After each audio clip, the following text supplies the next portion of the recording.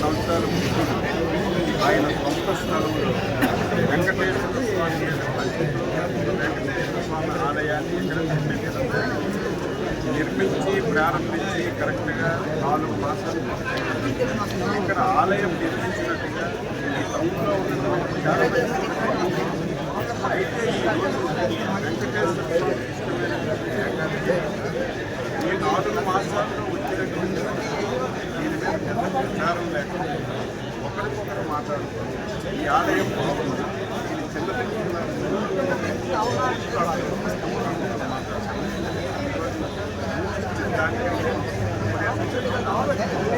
నేను కూడా సంఘటన వెళ్ళడానికి ఉదాహరణ రావడానికి ఇక్కడ ఏదో ఈసీఆర్ చేసి వెళ్ళిపోవడం కాదు, వెళ్ళే దాంట్లో ఒక రైలింగ్ వచ్చే వాళ్ళు ఆలయంలో 2 ఫ్లోర్లు, రెండో ఫ్లోర్లో వెంకటేశ్వర స్వామి ఆలయం మెట్లెక్కి వెళ్ళాలి. మెట్లెక్కేటప్పుడు రైలింగ్ ఎక్కిన ప్రతి ఒక్కరు రైలింగ్ పట్టుకున్నారు. ఎప్పుడైతే అందరూ రైలింగ్ పట్టుకుని నిలబడ్డారు ఆ రైలింగ్ ఫిక్స్డ్ రైలింగ్ ఎప్పుడైతే రైలింగ్ నిలబడిందో ఒకరికొకరు ఆందోళన ఒకరికి అయిపోతారా. సంఘటన జరిగిన వెంటనే మాకు సమాచారం వస్తే వెంటనే అంబులెన్స్ పంపించాం. హుటాహుటన అందరికీ హాస్పిటల్ అక్కడ అందరూ ముట్టుకుంటూ అక్కడ స్పాట్లోనే 7 మంది మహిళలు స్పాట్లోనే చనిపోవడం. 20 మందికి హాస్పిటల్కి పంపించారు. 20 మందిలో హాస్పిటల్కి వచ్చారు. ట్రీట్మెంట్ అవుతున్న సమయంలో 2 మహిళలు హాస్పిటల్లో చనిపోయారు. ఒక 9 సంవత్సరాల బాలు హాస్పిటల్లో. ఇప్పటికీ 8 మంది మహిళలు, ఒక 9 సంవత్సరాల బాలు ఇక్కడ జాయిన్ అయినటువంటి మిగతా వాళ్ళని 2 మహిళల్ని కొద్దిగా సీరియస్గా ఉంది, కండిషన్ బాగలేదని ఇమీడియట్గా ఆలోచన చేయకుండా అంబులెన్స్ శ్రీకాకుళం రిమ్స్ ఒక 2 ఇక్కడ 16 మంది ఇన్పేషెంట్లు ఉన్నారు. అందరి దగ్గరికి వెళ్ళాం, అందరితో మాట్లాడి అందులో ఒక 3కి యాక్సిడెంట్స్ అయ్యాయి.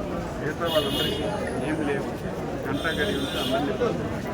ఇది కాకుండా మాకు తెలియకుండా చాలా హాస్పిటల్లో జాయిన్ అయ్యారని సమాచారం వస్తే అన్ని హాస్పిటల్స్ సెలెక్ట్ చేసి ఈ కాశీబుక్లో ఉన్నటువంటి కిడ్నీ హాస్పిటల్కి ఒక 20 మంది ఆ బాధతో ఒక షాకింగ్ న్యూస్లో ఉండి అక్కడికి వెళ్ళారు. ఆ 20 మంది కూడా ఎటువంటి సమస్య లేదు, అందరూ బాగానే ఉన్నారు. కాబట్టి ఇప్పుడు వరకు ఈ సంఘటనలో 9 మంది చనిపోయారు, 2కి సీరియస్ ఉంది, మిగతా వాళ్ళందరూ ఈ సంఘటన జరిగిన వెంటనే నాకు సమాచారం వస్తే నేను ఒక విలేజ్లో ఈరోజు ప్రజాసేవ కార్యక్రమం ఇమీడియట్గా వచ్చింది. ఈలోగే ముఖ్యమంత్రిగా 4-5 సార్లు మాట్లాడారు, లోకేష్ బాబు మాట్లాడారు. ఇక్కడ ఎవరికి ఇబ్బంది లేకుండా వైద్య సదుపాయాలు అందిస్తున్నాం. ఒకవేళ ఇక్కడ అవకాశాలు బయటికి ఉన్న వాళ్ళకి ఎటువంటి ఇబ్బంది లేకుండా అన్ని మెడికల్ సదుపాయాలు అందిస్తున్నాం. ఈ సంఘటన చాలా దురదృష్టం. ఇటువంటి పవిత్రమైన రోజున వెంకటేశ్వర స్వామి ఆలయంలో జరగడం, మా జిల్లాలో జరగడం చాలా బాధగా ఉంది. అయినా సరే ప్రభుత్వం అండగా ఉంటుంది, చనిపోయిన కుటుంబాలకు అండగా ఉంటుంది.